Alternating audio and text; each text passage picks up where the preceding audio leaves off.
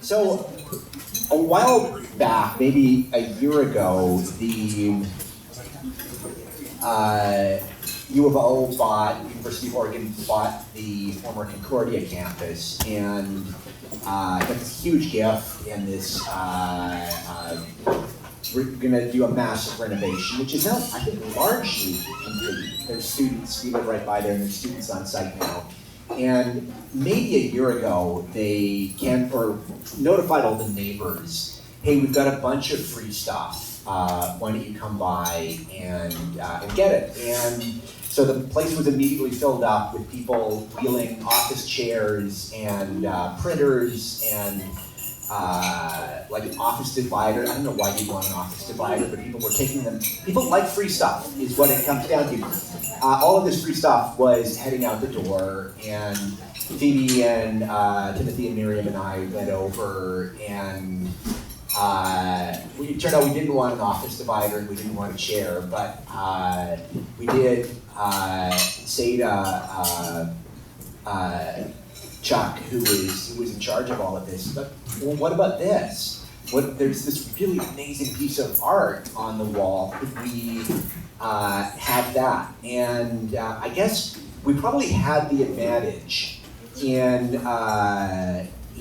Chuck saying yes to us for two reasons. First, this art is altogether too large to fit in somebody's house. So it wasn't going to go to like anybody's condo or something. It's in 4 sections, so we could send it to 4 different. We could send it. We could subdivide it.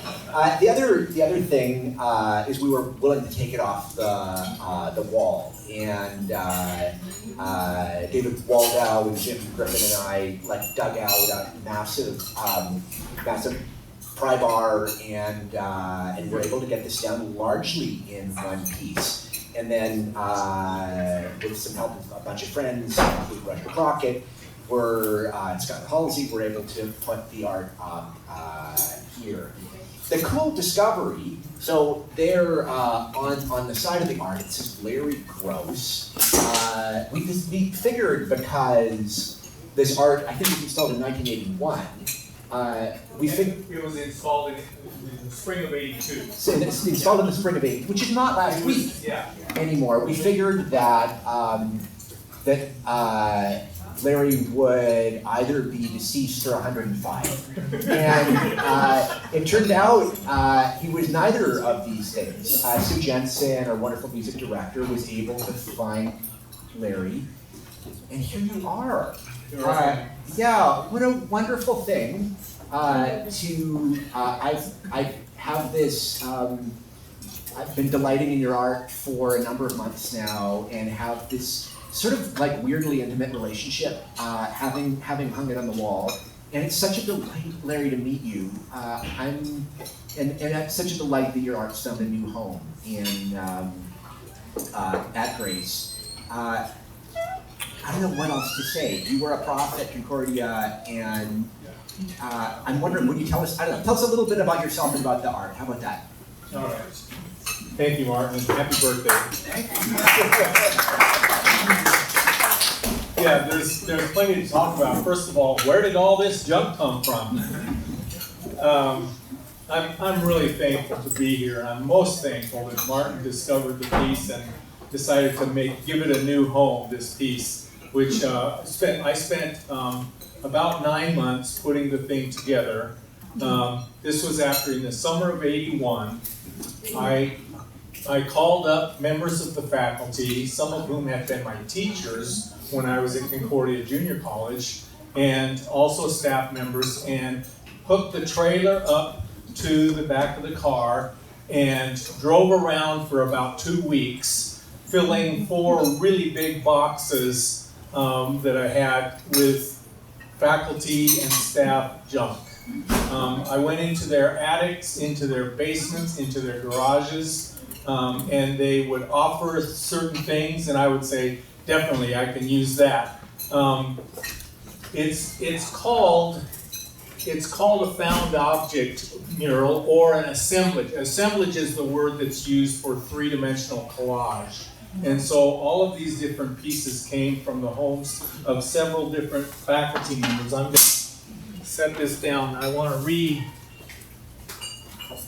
I think the subject matter, after gathering all of this different features from people's homes, it became obvious that this work of art was really about the family of Concordia and the community. And students even had their part in it. I think it's important to name some of the names. Some of these names were my own teachers and then later colleagues of mine. Sheck, these are names that contributed to all the different pieces in the mural. Sheck, Fisk, Spaldaholtz, Wilmarth, Roland, Wallers, Driesner. My dear friends Kim and Johnny Driesner are here today. Kunert, Meyer, Keller, Voss, Wolbrecht, Brandt, Doverful, Reinisch, Kramer, Gano, and Gebhardt. And as I understand it from Martin, Ken Sievers was still on the campus when he came to remove the piece from the wall. Ken Sievers was on the physical plant staff, and he certainly helped in the development of this mural as well. So I was commissioned for the 75th anniversary of Concordia's existence as a Christian, Lutheran Christian school. And so I was commissioned to come up with a piece of art to commemorate 75 years. And I started a design knowing I picked the wall in the Hagen Campus Center, which is 22 foot long, just above a big set of bulletin boards, 22 feet long and 4 feet high. And so I probably put on a piece of paper 4 inches high by 22 inches long and started to draw and came up with an idea. And as I'm working, it occurred to me, where is all this stuff, where am I going to get the materials for this? And it dawned on me, it belongs to Concordia. So that's why I got up the trailer and went around to all the homes of the faculty and staff that I had called and got all of this stuff together. And it was a pure delight for me to figure out, to sort out all of this stuff and determine how it's going to go together.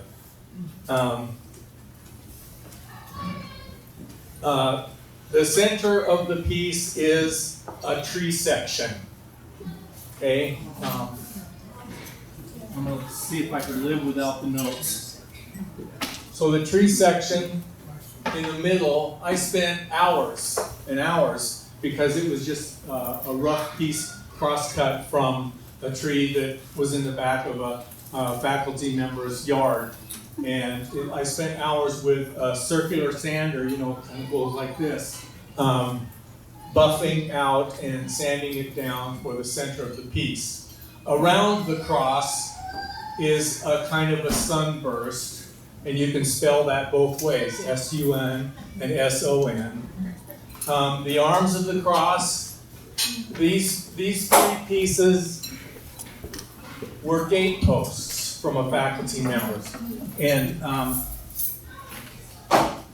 I don't know if you can tell from back there, but they branch out from the face of the cross. They come out like this on either side. So they form kind of like the arms of Christ embracing us and now embracing your community.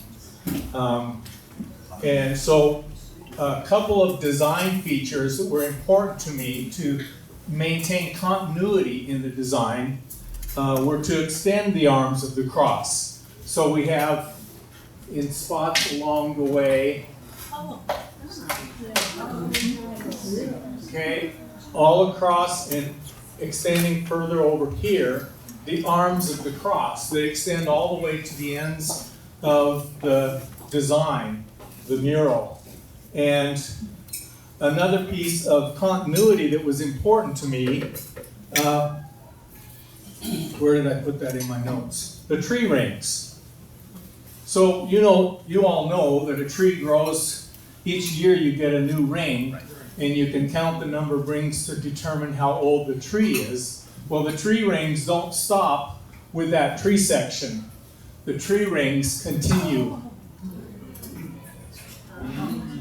Okay, on each side, the tree rings continue. Now, I mentioned the names of faculty and staff members who contributed this. I also want to mention the students who were involved. You know college students, they love pranks. So there used to be a small light bulb coming out of this light socket. They took the little light bulb out and put one out that stuck about a foot out into the room. They put on top of that cube or this cube, they put a soap dispenser. On these are footrests from an old desk that I had. On each end of the sculpture are footrests. They hung bathroom towels. This little door here, which is the door to what was Luther Hall, my abstract design for Luther Hall. This little door came from the front door of one of the faculty members, whose home I lived in while he was on sabbatical, my first year at Concordia. This was broken out, the little stained glass window piece was broken out, so I just filled it in with wood and took the baseball coach's baseball bat for a trumpet, the handle of the baseball bat. That's a trumpet. Where else? Yeah, it has all the comforts of home. I mentioned electricity. It's got plumbing. It's got heating. and the students had fun with that. I never did. There's a faucet handle here, right? You could hook up a hose. And where it originally was in the lobby of Hagen Center. Across from this was a big planter with 5 to 8 foot plants growing in it. And I always wanted to hook up a garden hose and run it across and make people wonder, is that thing really got plumbing? But it's important. I want to recall what Martin spoke about in his sermon, the importance of water and the abundance of God. Water is a symbol. I noticed when I came in to worship with you this morning, the font is at the entrance as you come in. Like it was, for instance, the baptistry in Florence is a separate building. And water is the symbol for beginning. And it is our symbol for baptism. And I want to comment on a couple of things. The very first stained glass window that I ever built, I did at Grunewald Guild, an artist community up in central Washington, where I learned stained glass. And when we were finished with the window, we carried it to a spot where we could see it, all the light pouring through this stained glass window. But the thing I remember most is the community set a bowl of water in front of that stained glass window as a symbol, as a sign, an entrance sign. The other story that's related to the water baptism image is my wife Sandy's over there. Raise your hand. We've been married 12 and a half years, and we have a really nice wall, a little more than 2 feet wide by the height of the room, in our entry. And the first painting I did after we were married for that wall was Multnomah Falls, because I wanted to have a water sign for our entry. So that whole idea of having water and then the abundance of God, even in a dry desert. Make these bones live. Yeah. Make this junk live.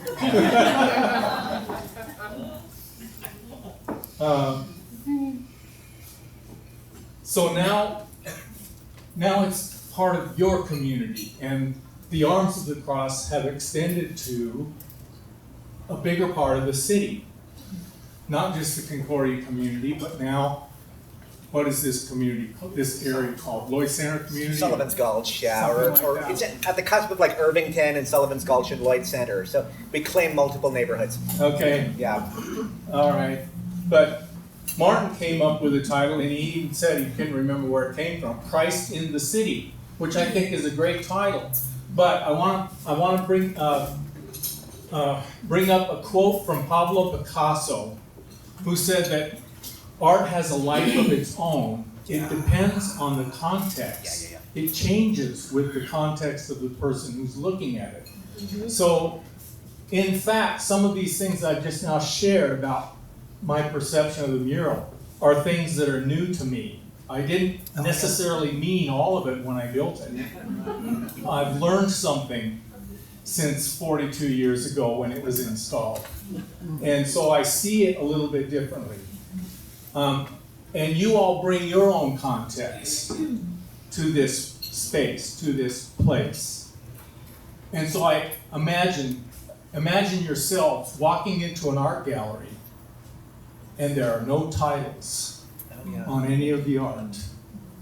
In fact, there's a station at each piece where you can write in your own title. Yeah. What's your title? Are there any of those kids here? I'd love to hear their title. Running around like crazy downstairs. Yeah. You know, every time I look at this, I never look at it without seeing something that I didn't see before. And now it's even more interesting, now that you've told us all that. And for your next project, I'd like to invite you to my basement. I love it. Thank you. And by the way, I mentioned my friends Kim and Johnny Griesner. This was their house address. They just moved to a different house, and they let me take that. And this other number here was my dean for about 15 years that I was there at Concordia. Was my dean's house address on 53rd, just off of Killingsworth. So I thought, why not have some numbers in there?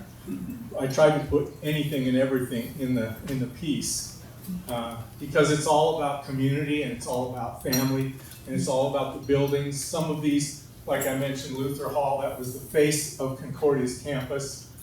There are abstractions of dormitories and other things in there. So, any other comments, questions that you have, insights that you have? You sort of asked a question to us all, and I'll just toss this out. I've always seen this as always being like the last few weeks, sunrise. I think of it as sunrise in the city, but the O being very ambiguous in sun. Oh, okay. Yeah.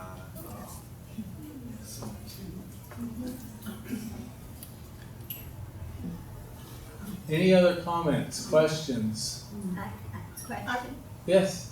what is the symbolism of the two pipes?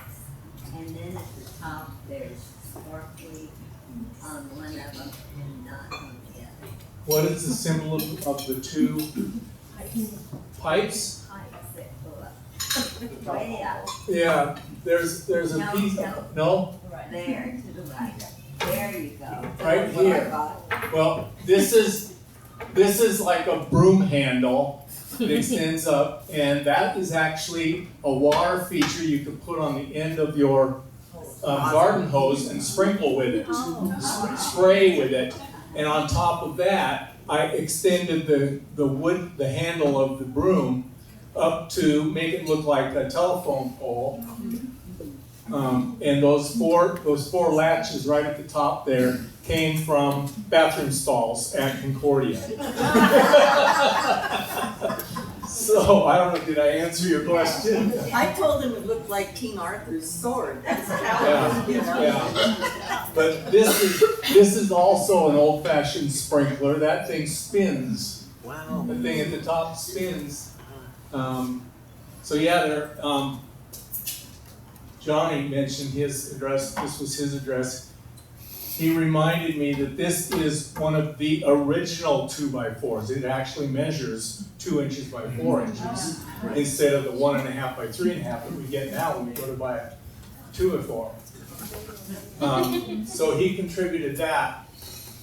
I can't tell you all the names or what everything, but my good friend Dr. Sheck donated the tree section, and Dale Fisk, who was our choir director, gave the gate posts. And by the way, gate is a nice metaphor too. Sure did, yeah. These what were 4 chair legs are older than I am. They were part of, my parents had a very old chair before I was born. And I inherited the chair when we were just living in an apartment. So I added the chair legs. So some of this mural is more than 70 years old. Nails around a cross. This cross came from an old church cross, which I cut off the arms. It used to be like a Latin cross at the top of the church. And I don't remember what church it was, but I just cut it down to make kind of a Greek cross, and with nails all around to represent our sins. Doorknobs, and an empty space like a doorknob shape. Yes? What are just by the doorknobs to the right of that, they look like the 2 posts, yes, There? that and the one above it. Those are pieces of furniture, I think from a chair legs or something like that I combined. Third piece there. These are TV fixtures, I think. Was there any temptation to make any of the little doors open? Yes, in fact, this did open and close. You can see the hinges for it are still there. I put the hinges on there so that it could open and close, but it became a little too dangerous because of student pranks. So we wanted to make sure it didn't get damaged. So I glued it shut. Any other? Yeah. Larry, you've hinted at this a little bit. The thing I got really curious about being very close to the art while installing it is where there's deliberate negative space in the art and where stuff has fallen off across the years. I noticed, for instance, it looks like the top of the cross is missing from Luther Hall. Yeah. And there's another spot in the right side tree ring where it looks like a ring is missing. But other stuff, I suspect, there's a deliberate absence. Yeah, like this here. I think someone asked when I came to talk about this with Martin and a couple of other people, Sue and Laura. This is just a negative shape, intentionally being the same size as a doorknob, but being a negative shape, intentionally just continuing that. Positive and negative are all part of the artistic design process. I was going to say, you know what these are? These pieces? That's the cross section of a door. Someone gave me an old door, and I cut that door up into pieces, and so you're seeing the inside of a door. There was a question over here. I just wanted to comment about your use of color. If we look at it, a quick look, we say there's not a lot of color there, but I'm so impressed by how you use color in the context of these weathered woods, different woods, all the different things, and the textural pieces, these wine corks or whatever they are here, and the inside of the door, and the nails, and the plywood, the weathered plywood up in the corner here. That's so beautiful, and with its texture. So color and texture really play a really important role in this thing, and really make it come alive. And I'm really impressed by how you use color. Thank you. Yeah, there was other. I can't tell you why I did this. It's a negative shape again, but it's just a piece of masonite that extends, the rest of the sunburst. I have a question. Yes. You said that you had a piece of paper, were you serious about the 4" by 20" like drawing that you made? And how much did that drawing look like the finished piece? Well, I knew I wanted a center across as the centerpiece and a sunburst kind of effect. I had no idea it was going to turn into, because I was drawing this before I decided, oh, where do I get the material from? And so, You have it. I don't have the drawing anymore, no. But I didn't finish the drawing until I realized I have to come up with materials. And it just seemed natural to go with the family of Concordia, where all those things came from. Does the dean know that you took his option? Oh yeah, oh yeah. He gave that to me, and I said, I'll figure out a way to get it in there. And after that, no one could find his house. 40 years. Any other comments? Yes. First, I'm amazed at how talented you are of all of these visual arts, like the stained glass and painting in whatever form. I've grown up musically all my life, but I'm really impressed by people that have this vision and that can make it happen.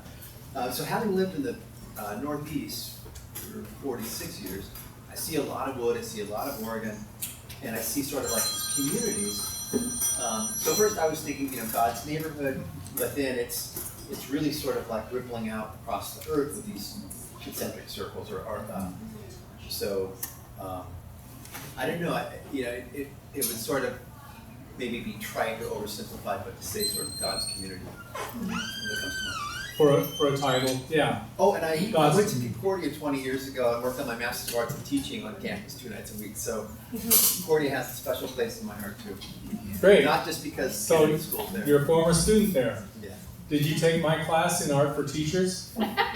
No, I stopped short of the, the student teaching piece because I was doing too well in my day job, and ironically, they didn't tell me. I did a lot of sort of pre-service teaching and tutoring to get in there. But I work in education technology, so everything I learned there, I can apply and say that's why it's best practices, or here's what the research says. So I loved it. I was in a cohort of about 20, the second cohort. Yeah. Yes. I was just going to say, just sitting here looking at it now, it's also like you're coming to the edge of a forest and you're looking out from the inside of the forest, like with both sides, and seeing your goal or where your destination as well, or even just a nice surprise when you come out of the forest. Thank you. Yes. It's confession time. I'll follow suit and say that I'm a 2-time graduate of Concordia, and I was a member of the first graduate class. And Johnny was human resources. You're in the first 4-year, men?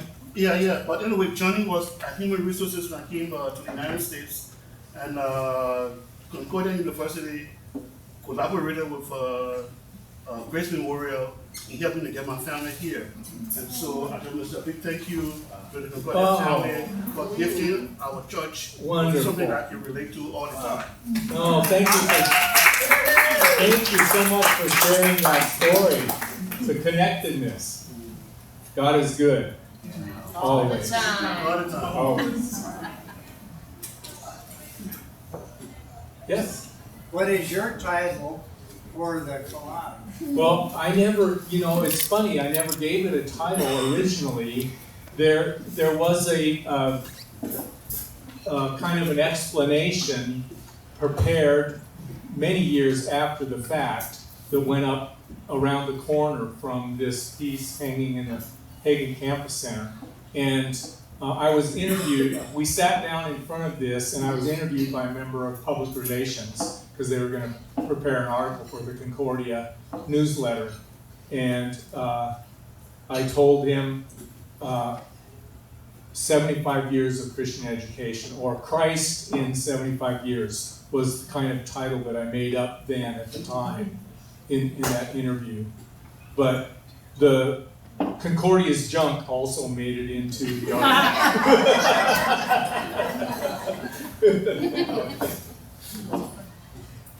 Any others? I am so delighted to be here with you. We're delighted to have you. I'm so glad Martin dug you up. Yeah. I'm glad I'm not 105. That's right. You know the line. Black. Yeah. Yes, we will.